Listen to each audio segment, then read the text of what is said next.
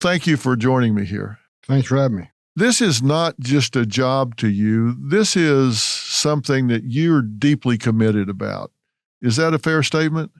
Oh, absolutely. I mean, I grew up in a law enforcement family, and I started as a cop in upstate New York. I've been doing law enforcement ever since. Even be retired, I seem to be involved with law enforcement. But I'm coming back second time from a retirement for President Trump. Looking forward to it. Yeah. And we'll hopefully fix this problem.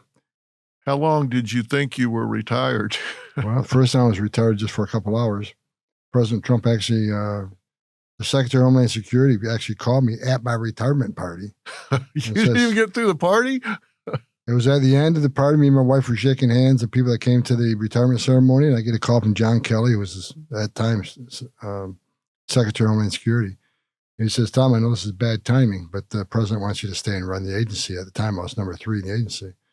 I told him, "Well, it's bad timing. I just retired." He goes, "No, you didn't. Paperwork's on my desk. I haven't signed it yet." So that Monday morning, I'm back with as the ICE director under President Trump. So you got the weekend. I got the weekend off. That was about it. Yeah.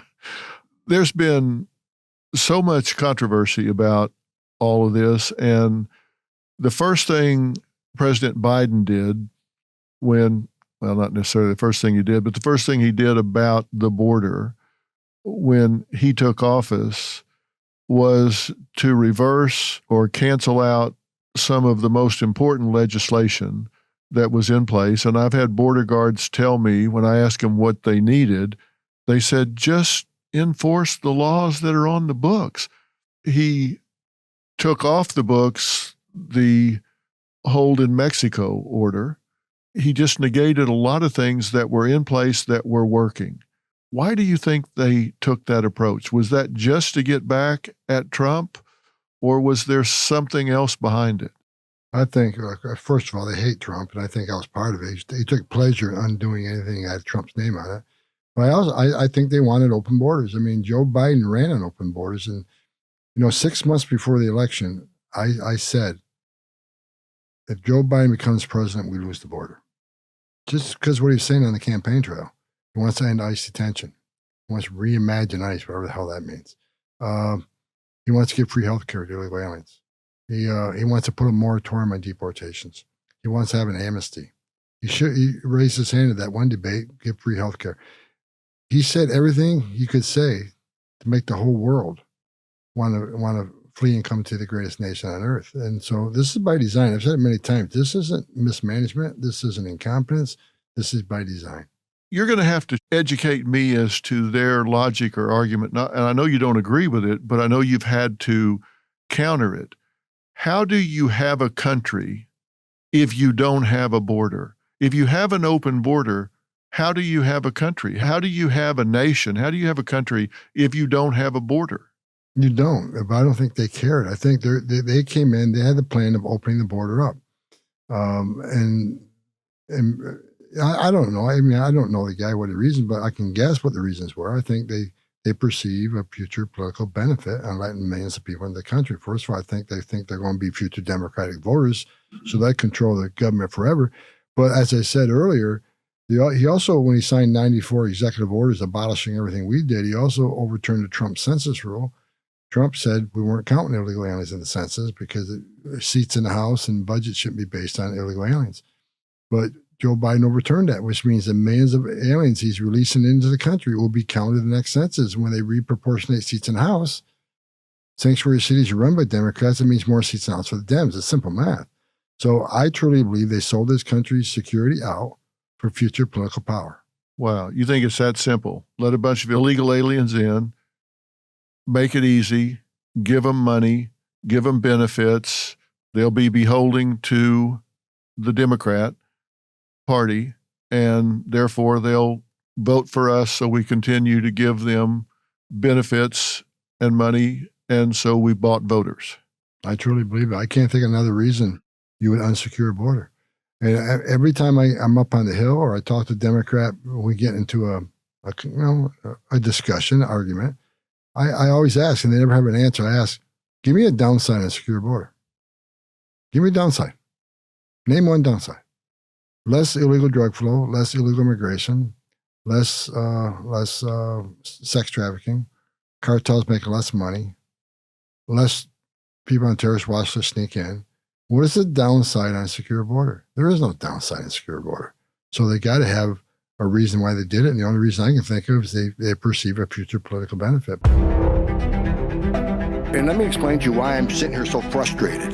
Because I'm the only one in this room who's wore a green uniform and been on that line. I'm the only one in this room who found dead aliens on a trail that were abandoned by smugglers that just left them there because they weren't worth any money anymore. I'm the only one in this room that stood in the back of a tractor trailer surrounded by 19 dead aliens, including a 5-year-old little boy that suffocated in death in his father's arms. I was there. Plus, the United Nations, they're behind all of this. I mean, they're funding a lot of this migration throughout the world. And I know United Nations spend a lot of money down in Mexico and Central America, bracing this whole crisis with money from the United Nations. That's why I think when President Trump gets in power, we need to do an investigation of what role the United Nations played in this massive migration. Yeah. There are people close to the situation. I'm not going to be specific about who has said what, but I'm going to say there are people close to the border situation that say the people that are truly in control of the border under the Biden administration are the cartels. Is that partially true, completely true? Are they truly in control of the border? Oh, absolutely. Criminal cartels control our southern border. They decide what comes in, where it comes in, how it comes in. And that's just not my opinion. You talk to any chief patrol agent on the southwest border, he'll tell you he no longer has operational control of the southern border. I mean, one chief patrol agent told me, I'll protect him because they go after him, at least under this administration. That's why I'm not making, I'm going to say anything about who. He told me, he actually used the word broken arrow to me. He said, Tom, I'm broken arrow. I can't contain what's coming across. I'm lucky if I'm catching 10%. He goes, they overwhelm the system with family groups and this humanitarian crisis. I have to take all my agents off the border, and the cartels do what they want then because there's nobody left on the border to control them. He goes, matter of fact, several times this past 2 years, they took every single agent off the border in certain sectors. El Paso once took everybody off the border. RGV did it. Eagle Pass did it. Every single agent was pulled off patrol to deal with this overcrowding. Because this administration, what they're concerned with is the optics, right? They didn't want overcrowding. If there's overcrowding, then we can't keep saying this border is secure. When they had those 15,000 Haitians under the bridge that one day, and Fox drone called that was a bad day for for this administration. So they've only cared about the optics. So every time they got overcrowding, they bring everybody in to process and release quickly. And when you did that, the criminal cartels have a field day because they know they can cross the border with nobody in their way. Well, they've described that situation to me where they've said, take a stretch of the border and they'll bring a huge group of people crossing at A and a huge group of people crossing at Z and draw all the border agents to those two areas.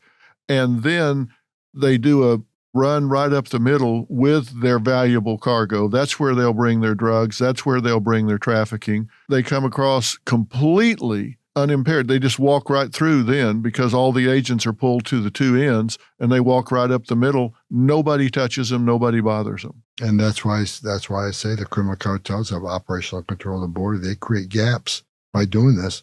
And CBP is useless because of policy administration. So the cartels know what they're doing. That's why they're multi-billion-dollar business. So they control our southern border. But it's not going to be for long. Talk about their use of social media. Do you have a plan to shut that down, to control that in some way? Because they're using it to recruit American teenagers. Well, I was excited to see Mark Zuckerberg down to Mar-a-Lago. Maybe that discussion needs to start because you're right. And they're using social media. They've been using it well, at least 4 years. They probably used it before. I'm not a social media guy, but when I saw Mark Zuckerberg going to Mar-a-Lago, I was hoping that we're going to have that discussion. I've had that discussion with the president that we need to do something. Look, I know a lot of people locked out of social media for making comments, whether it's about supporting Trump or, a lot of people are locked out of social media for things they say. We can't lock these cartels out of social media for criminal conspiracy of alien smuggling and drug smuggling. And a lot of these young kids, they don't know any better. So they'll go down, they'll make a quick $3,000 by transporting this guy from here to here. But what they don't know, and they may think it's just I'm helping this illegal alien for getting a better life. Well, you don't know. Is he a public safety threat? You don't know. Is he carrying fentanyl? You don't know. Is he a known-suspected terrorist? You don't know. So you don't know who you're transporting. Chances are you're transporting someone very dangerous. So these young kids get tied up in this to make a quick buck, and they're going to ruin their lives because alien smuggling is a felony. And I've seen a lot of young kids ruin their lives over this.